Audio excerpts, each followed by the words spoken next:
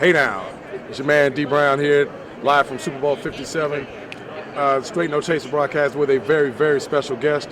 I'm sitting here with the great Dallas Cowboy, former Dallas Cowboy, Darren Woodson. Darren Woodson, who of course is a Hall of Fame finalist, and those of us in Cowboy Nation are very definitely pulling for you, man.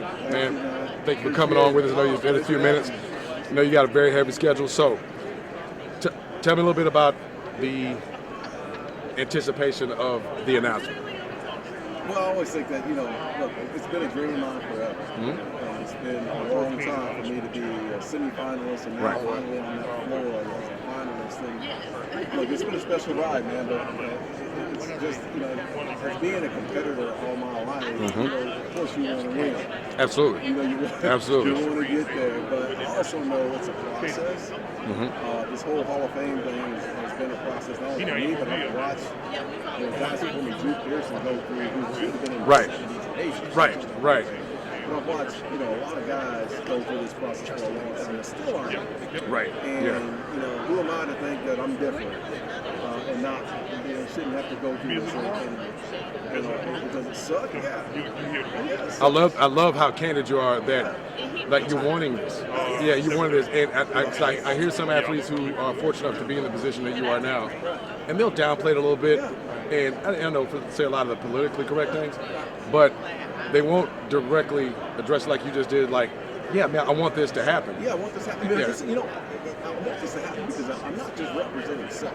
Right. I'm representing a group that played in the 90s, a defense that was the #1 defense. Had 9 turnovers in the first Super Bowl in 1992. And in 93, legitimately, James Washington had 2 big turnovers that he could have been the Super Bowl MVP. And easily. Darron Brown has the Super Bowl MVP in 95. Easily.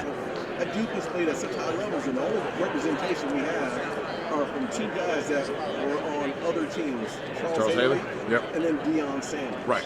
And I just feel like there's a lot of people that I'm representing, from Kenny Gant, who I saw walk earlier. The Shark, absolutely. Tony Tolbert, Tony Casillas, Russell Maryland. There's so many guys, Ken Norton, so many guys that I play with who play at the highest level. So me going in and I'm representing, that's my family. I love it, man.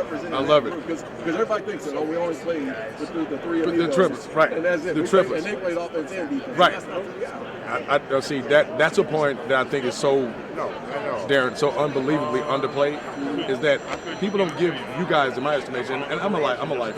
I'm in my 50s. I grew up with the 70s Cowboys, with the starback Drew. Drew was my idol. Then watched you guys come through and all the success that you had. But to your point, that unit does not get enough credit as to how consistently great you guys were. And I've gotten to know Pup over the years, being in Dallas, and we talk about that a lot. So I love the point that you said you wanted to represent for that unit that did so much homegrown guys. Homegrown. And I was the guy when you first came in, and I didn't know your name yet. Right. But I remember every time you came in, you made a play.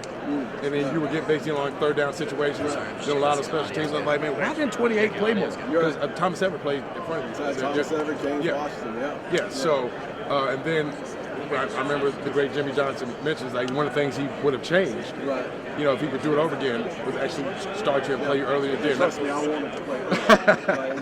You can believe that he was hearing from me a lot. That's terrific, man. That's terrific. Well, I know I speak for a ton of Cowboy fans out there. Lifers like me, man, we are so pulling for you to get that announcement. I think you're, in terms of the all-time Cowboys, I mean, I know we love lists nowadays, but, man, clearly from a guy who was start to finish the Cowboy, to me, man, you're easily in my top 5. And look, and I'm an old graybeard. Again, I grew up watching the Starback Cowboys, so that to me that's everything.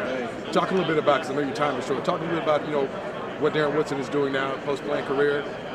Maybe some of your personal endeavors, business endeavors. Tell us a little bit about that. And I've transitioned my transitions are to college from Arizona State to Dallas Cowboys to ESPN, and I'm a partner in a commercial real estate firm called Presser Global. That's awesome. We're located at the Star in Frisco, and we basically help those find office and industrial space. That's what we do. We're not easy. We're occupied. We're the largest occupier here at that firm in the world, and we help people find office space and industrial space. I love to see it, man. So there you go. Absolutely. Absolutely. Mentored by Henry S. Miller. Yeah, I know the story well. And I have a software company called Counterfund, and some of my sales team is here right now. We help eliminate counterfeit merchandise on social media platforms. Okay. Amazon, eBay, Facebook, and whatnot. So I'm between both companies. Okay. Busy I man. 110%, man, and the same way I wanted to play the game at a high level. Right. Which you did. It's the same competitive spirit in the business for us. So I believe that, man, because, and I know you got to run this soon, but one of the things I admired about your career is how consistently great you were, man, in your versatility, being able to cover, and being able to play in the box. But one of the things that just blew me away at the end of your career, and it sounds like you're applying that same spirit to your business endeavors, was that you were still on special teams. Yeah. In what year? 13? Was it? Yeah. So I tell you, I'm a fan, man. I'm an Uber fan. So it'd be amazing how many people you know that they don't even think I played special teams. Yeah. I'm the second all-time leading tackle on the special teams unit behind Bill Bates.